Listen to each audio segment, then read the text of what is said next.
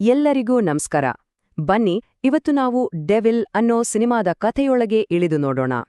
ಇದು ಸುಮ್ನೆ ಒಂದು ಆಕ್ಷನ್ ಸಿನಿಮಾ ಅಷ್ಟೇ ಅಲ್ಲ, ಇದು ನಮ್ಮ ಸಮಾಜಕ್ಕೆ ಹಿಡಿದ ಕನ್ನಡಿ ಇದ್ದ ಹಾಗೆ. ಈ ಕಥೆ ನಮ್ಮನ್ನ ಕೆಲವು ಗಂಭೀರ ಪ್ರಶ್ನೆಗಳ ಮುಂದೆ ನಿಲ್ಲಿಸುತ್ತೆ.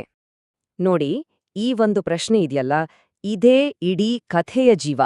ಕಾನೂನೇ ಜನರನ್ನ ರಕ್ಷಿಸೋದು ಬಿಟ್ಟು ಕೈಬಿಟ್ರೆ ನ್ಯಾಯಕ್ಕೋಸ್ಕರ ಬೇರೆ ಯಾವ ಶಕ್ತಿಗಳು ಹುಟ್ಟಿಕೊಳ್ಳಬಹುದು? ಬನ್ನಿ, ಈ ಕಷ್ಟದ ಪ್ರಶ್ನೆಗೆ ಉತ್ತರವನ್ನು ಈ ಕಥೆಯ ಮೂಲಕನೇ ಹುಡುಕೋಣ. ಸರಿ, ಈ ಕಥೆಯನ್ನ ನಾವು 6 ಭಾಗಗಳಲ್ಲಿ ಅರ್ಥ ಮಾಡ್ಕೊಳ್ಳೋಣ. ನ್ಯಾಯವೇ ಇಲ್ಲದ ಒಂದು ಜಗತ್ತಿನಿಂದ ಶುರುಮಾಡಿ, ಡೆವಿಲ್ ಹೇಗೆ ಹುಟ್ಟಿದ, ವ್ಯವಸ್ಥೆಯ ಜೊತೆ ಅವನ ಸಂಘರ್ಷ ಹೇಗಿತ್ತು ಮತ್ತು ಕೊನೆಗೆ ಅವನು ಕೊಡೋ ನಿಜವಾದ ಸಂದೇಶೇನು ಅನ್ನೋವರೆಗೂ ಒಟ್ಟಿಗೆ ಹೋಗೋಣ. ಮೊದಲಿಗೆ ಡೆವಿಲ್ ತರಹ ಒಬ್ಬ ವ್ಯಕ್ತಿ ಹುಟ್ಕೊಳ್ಳಕ್ಕೆ ಕಾರಣವಾದ ಆ ಜಗತ್ತು ಹೇಗಿತ್ತು ಅಂತ ನೋಡೋಣ. ಯಾವ ತರಹದ ಪರಿಸ್ಥಿತಿ ಅವನನ್ನ ಹಾಗೆ ಮಾಡಿತು? ಆ ರಾಜ್ಯದ ಪರಿಸ್ಥಿತಿ ಹೇಗಿತ್ತು ಅಂದ್ರೆ ಪೂರ್ತಿ ಹದಗೆಟ್ಹೋಗಿತ್ತು. ಎಲ್ಲಿ ನೋಡಿದ್ರೂ ಕ್ರೈಮ್, ಆಫೀಸ್ಗಳಲ್ಲಿ ಲಂಚ, ಮಹಿಳೆಯರಿಗೆ ಸೇಫ್ಟಿ ಅನ್ನೋದೇ ಇರಲಿಲ್ಲ. ಕಾನೂನು ಅಂತ ಒಂದು ಇತ್ತು, ಆದ್ರೆ ಅದು ಬರೀ ಪುಸ್ತಕದಲ್ಲಿ. ಪೊಲೀಸರು ಅವರಂತೂ ರಾಜಕಾರಣಿಗಳ ಕೈಯಲ್ಲಿರೋ ಬೊಂಬೆಗಳಾಗಿದ್ರು. ನ್ಯಾಯ ಅನ್ನೋದೇ ಸತ್ತೋಗಿತ್ತು. ಇಂತಹ ಒಂದು ಕರಾಳ ವಾತಾವರಣದಲ್ಲಿ ಒಂದು ಹೆಸರು ಮೊದಲು ಪಿಸ್ಸುಮಾತಾಗಿ ಶುರುವಾಗಿ ಆಮೇಲೆ ಇಡೀ ರಾಜ್ಯವನ್ನೇ ನಡುಗಿಸುವ ಒಂದು ಬಿರುಗಾಳಿಯಾಗಿ ಬದಲಾಗುತ್ತೆ. ಆ ಹೆಸರೇ ಡೆವಿಲ್. ಅಪರಾಧಿಗಳಿಗೆ ಇವನೇ ಯಮ, ಸಿಸ್ಟಮ್ಗೆ ಸಿಗ್ದ ಮಾಯಾವಿ, ಮೀಡಿಯಾದವರಿಗೆ ಇವನೊಬ್ಬ ಸೈತಾನ, ಜನರಿಗೆ ಇವನೊಂದು ಭಯದ ಸಂಕೇತ. ಆದ್ರೆ ಅವನೊಂದು ರೂಲ್: ನಿರಪರಾಧಿಗಳನ್ನ ಯಾವತ್ತೂ ಮುಟ್ಟಲ್ಲ. ಹಾಗಾದ್ರೆ ಯಾರು ಈ ಡೆವಿಲ್? ಒಬ್ಬ ಸಾಮಾನ್ಯ ಮನುಷ್ಯ ಇಂಥ ಒಂದು ಭಯಾನಕ ಶಕ್ತಿಯಾಗಿ ಬದಲಾಗೋಕೆ ಅಸಲಿ ಕಾರಣವಾದ್ರೂ ಏನು?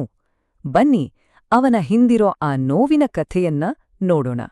ಅವನ ಬದಲಾವಣೆಯ ದಾರಿ ತುಂಬ ನೋವಿನಿಂದ ಕೂಡಿದೆ. ನ್ಯಾಯದ ಮೇಲೆ ನಂಬಿಕೆ ಇಟ್ಟಿದ್ದ ನಿಮ್ಮ ಹಾಗೆ ಒಬ್ಬ ಸಾಮಾನ್ಯ ಯುವಕ ಅವನು ತನ್ನ ತಾಯಿಯನ್ನೇ ಕಣ್ಣು ಮುಂದೆ ಕಳ್ಕೊಳ್ತಾನೆ. ಭ್ರಷ್ಟ ರಾಜಕಾರಣಿಗಳು, ಮಾಫಿಯಾ, ಕೆಟ್ಟ ಪೊಲೀಸರು ಇವರೆಲ್ಲಾ ಸೇರಿ ಅವನ ತಾಯಿಯನ್ನ ಬಲಿ ತೆಗೆದುಕೊಂಡಾಗ ಅವನು ನ್ಯಾಯ ಕೇಳಿ ಹೋದ್ರೆ ಯಾರೂ ಕೇಳಿಸ್ಕೊಳ್ಳಲ್ಲ. ಆಗ ಅವನೊಳಗಿದ್ದ ಮನುಷ್ಯ ಸತ್ತು ಡೆವಿಲ್ ಹುಟ್ಟ. ಈ ಒಂದು ಮಾತು ಅವನ ಜೀವನದ ಗುರಿಯಾಗುತ್ತೆ. ಕಾನೂನು ವಿಫಲವಾದರೆ ನಾನೇ ನ್ಯಾಯವಾಗುತ್ತೇನೆ. ಇದು ಬರೀ ಒಂದು ಡೈಲಾಗ್ ಅಲ್ಲ, ಬದಲಾಗಿ ಹಾಳಾಗಿ ಹೋದ ವ್ಯವಸ್ಥೆಯ ವಿರುದ್ಧ ಒಬ್ಬ ವ್ಯಕ್ತಿ ಮಾಡಿದ ಪ್ರತಿಜ್ಞೆ. ಇಲ್ಲಿಂದ ಶುರುವಾಗೋದೆ ಕಥೆಯ ನಿಜವಾದ ಸಂಘರ್ಷ. ಒಂದು ಕಡೆ ಕಾನೂನು, ಇನ್ನೊಂದು ಕಡೆ ಅದೇ ಕಾನೂನನ್ನ ಕೈಗೆತ್ತಿಕೊಂಡಿರೋ ಡೆವಿಲ್.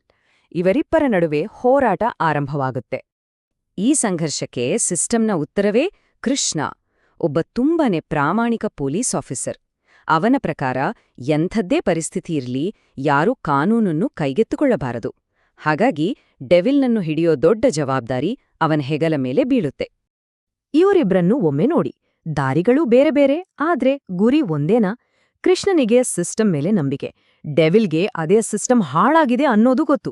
ಕೃಷ್ಣನ ದೃಷ್ಟಿಯಲ್ಲಿ ಡೆವಿಲ್ ಒಬ್ಬ ಕ್ರಿಮಿನಲ್, ಡೆವಿಲ್ ದೃಷ್ಟಿಯಲ್ಲಿ ಕೃಷ್ಣ ವ್ಯವಸ್ಥೆಯ ಕೈಗೊಂಬೆ. ಇದು ಬರೀ ಫೈಟಿಂಗ್ ಅಲ್ಲ, ಇದು 2 ಸಿದ್ಧಾಂತಗಳ ನಡುವಿನ ಯುದ್ಧ.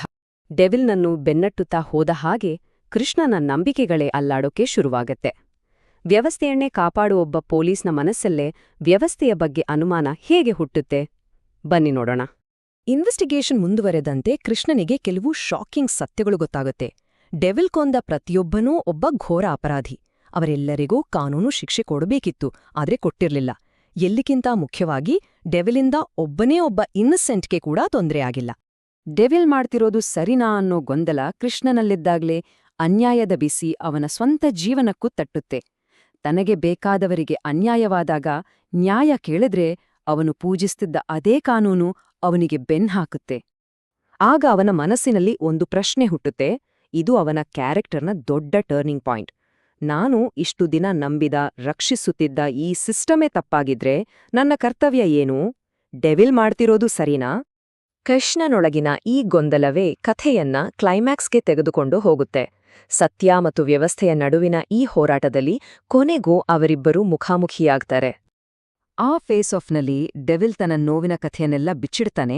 ಆಗ ಕೃಷ್ಣನಿಗೆ ಅರ್ಥವಾಗುತ್ತೆ, ತನ್ನ ಮುಂದೆ ನಿಂತಿರುವಂಥದ್ದು ಒಬ್ಬ ರಾಕ್ಷಸ ಅಲ್ಲ, ಬದಲಾಗಿ ತಾನು ಕಾಪಾಡ್ತಿರೋ ಈ ಸಿಸ್ಟಮೇ ಸೃಷ್ಟಿ ಮಾಡಿರೋ ಒಂದು ನೋವಿನ ಪ್ರತಿರೂಪ ಅಂತ. ಈ ಒಂದು ಮಾತು ಇಡೀ ಕಥೆಯ ಸಾರಾಂಶವನ್ನು ಹೇಳ್ಬಿಡುತ್ತೆ. ನಾನು ಡೆವಿಲ್ ಅಲ್ಲ, ನಿಮ್ಮ ವ್ಯವಸ್ಥೆ ನನ್ನನ್ನು ಡೆವಿಲ್ ಮಾಡ್ತು. ಇಲ್ಲಿ ಅವನು ತನ್ನನ್ನು ತಾನು ಸಮರ್ಥಿಸ್ಕೊಳ್ತಿಲ್ಲ, ಬದಲಾಗಿ ಇಡೀ ಸಮಾಜದ ಕಣ್ಣು ತೆರೆಸ್ತಿದ್ದಾನೆ. ಹಾಗಾದರೆ ಈ ಸಂಘರ್ಷದ ಅಂತ್ಯವೇನು ಮತ್ತು ಈ ಇಡೀ ಕಥೆಯಿಂದ ನಾವು ಕಲಿಬೇಕಾದ ನಿಜವಾದ ಪಾಠವಾದ್ರೂ ಏನು? ಬನ್ನಿ ನಮ್ಮ ವಿಶ್ಲೇಷಣೆಯ ಕೊನೆಯ ಭಾಗದಲ್ಲಿ ನೋಡೋಣ. ಕಥೆಯ ಕೊನೆಯಲ್ಲಿ ಭ್ರಷ್ಟ ರಾಜಕಾರಣಿಗಳು, ದೊಡ್ಡ ದೊಡ್ಡ ಶಕ್ತಿಗಳು ಡೆವಿಲ್ನ ಮುಗಿಸಲು ಒಂದಾಗ್ತಾರೆ.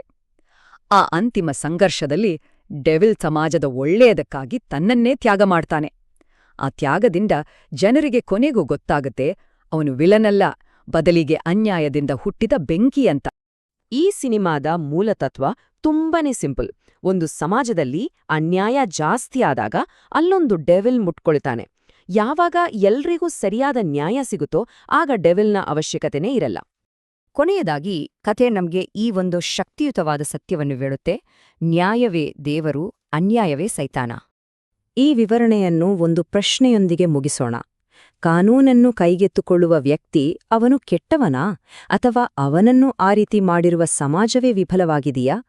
ಇದರ ಬಗ್ಗೆ ಯೋಚನೆ ಮಾಡಿ. ಮುಂದಿನ ವಿಶ್ಲೇಷಣೆಯಲ್ಲಿ ಮತ್ತೆ ಸಿಗೋಣ.